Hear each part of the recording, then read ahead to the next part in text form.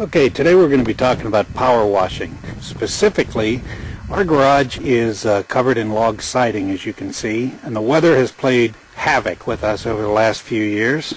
If you notice the dark area right in the center of the picture, that's the top of where we used to stack firewood. The rain bouncing off the firewood would hit the wall and stain the wall.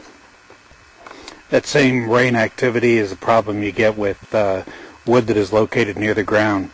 Rain will bounce off the ground, stain the wood, discolor it, and cause you to have to do the work I'm doing today.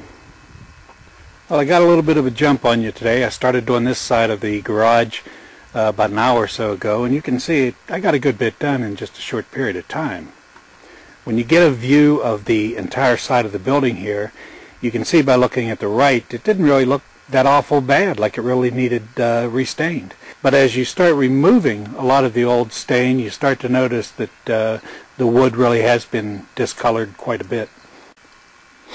The pressure washer that I use is a moderately priced unit I got from Sears. Most of the major brands work equally well.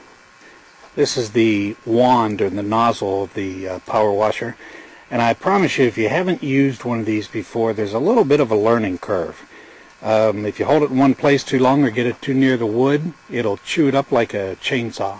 So you have to kind of find out what the length from the wood to the nozzle tip is. In my case, it's about 3 to 5 inches. Start maybe a foot or so away from the wood and move in until you see it start to remove the finish. And you also want to keep it moving. Don't hold it in one spot. Again, it'll act like a power drill and just drill a hole right into your wood.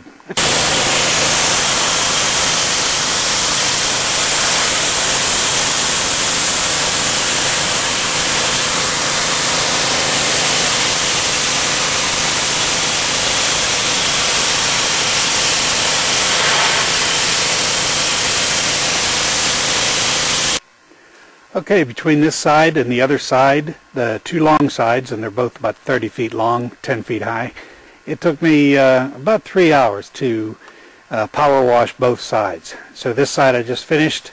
It's still drying, and the other side's got a pretty good jump on it. I could probably stain it as soon as tomorrow, but I'm going to give it a couple days. This side's been drying for, I guess, about 2 hours now, and it looks almost dry. I could stain that tomorrow, really, if I wanted to. It's going to get afternoon sun and bake all afternoon, but I think I'll wait, give it a couple days. Okay, the entire shop has been power washed and all of the old stain removed, and I'm going to give it another 24 hours in this 90-degree baking heat, and I think the day after tomorrow we'll be ready to start applying the new stain. You can see the height of that peak. It's about 23 feet up to the very top. Not something you want to reach with the ladder when you're using a power wash or trying to hold a bucket of paint and a paintbrush. To reach these tall peaks, I went ahead and called my little Genie. Actually, it's not so little. This Genie man lift right here has a 40-foot reach off that boom.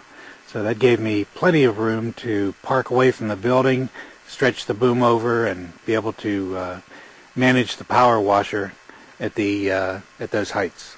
It rents for about $220 a day, but considering what it would cost to get somebody else to power wash and stain this building, it was a good investment. Well, there it is, the finished product.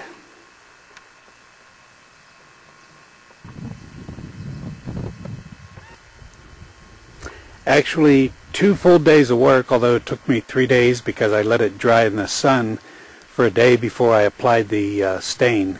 Then the actual work of stripping and restaining, we're only looking at 2.5 days.